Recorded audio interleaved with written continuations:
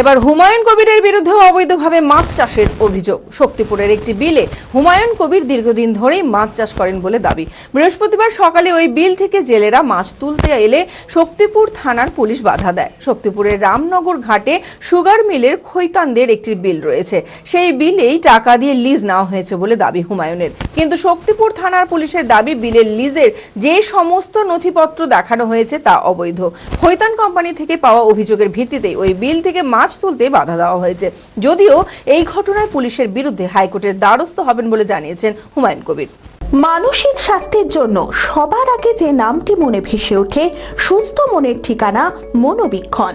যোগাযোগ নাম্বার 7477799513। তিনি 15/7/2023 এই লিড, সেখানে আমার প্রায় 80 লক্ষ টাকার মাছের চাষ হয়।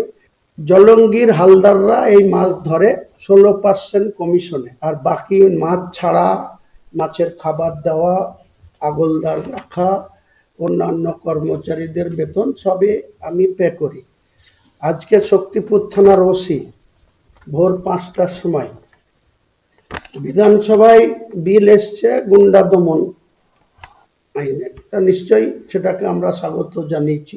খোদ শক্তিপুর থানার ওসি অতুল দাস বিগত 2 বছর, মানে বিগত 2026-এর জানুয়ারির লাস্টের দিকে অবধি 2 বছরের জন্য তিনি পোস্টিং ছিলেন লালগোলায়।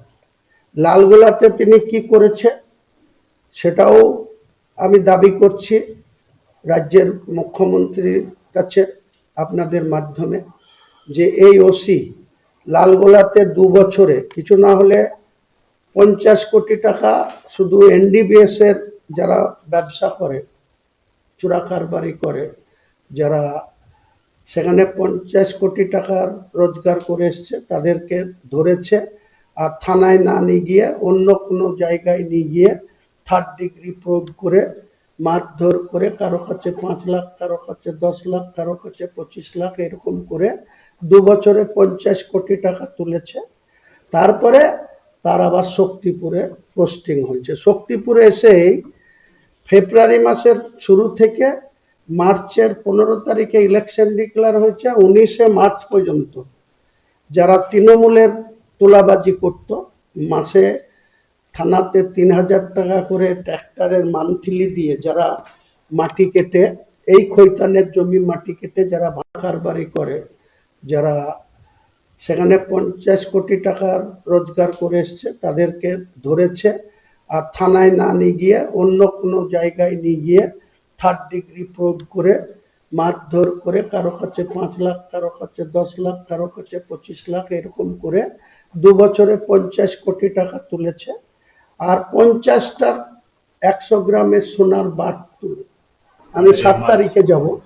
আমি 7 তারিখে আমার যে যত টাকার মাছ ক্ষতি করেছে ডাইরেক্ট ওসি অতুল দাসের নামে, যত 6 তারিখে বলিদান দিবস আছে ডক্টর শ্যামাপদ মুখার্জি, তার ছুটি আছে সোমবার। আমি মঙ্গলবারে সকাল সকালে হাইকোর্টে যাব যদি বাইরে থাকি। আর যদি বাইরে না থাকি তাহলে আমার লোকজনকে দিয়ে, আমার হাইকোর্টে তো পাওয়ার নামায় সই করাই আছে, পাওয়ার নামায় সই করা আছে, অ্যাপ্লিকেশনে সই করা আছে, অনেক কিছু। যে কোনো টাইমে আমি না গেলেও আমার লোককে অথরাইজ করলেও সে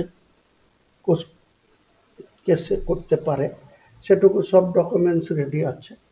আমি আজকেও কথা বলেছি হাইকোর্টের লয়ারের সঙ্গে।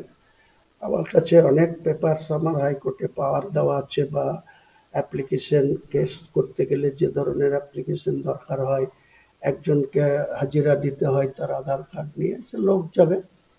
আর যদি আমি বাইরে থাকি তাহলে আমি সশরীরে যাব। খোলা আকাশ অনেক তারার মাঝে, রামধনু রঙে যেখানে সবাই সাজে সাজে, নামি হোক কিংবা দামি পেয়ে যাবে সব রকমই, ছোট হোক কিংবা বড়, কেনাকাটা হোক আরো আরো, নতুন ফ্যাশনে নতুন tradition, Libas family store, Libas Libas Libas family store. নিবাস কাতাই বহরমপুর মুর্শিদাবাদ।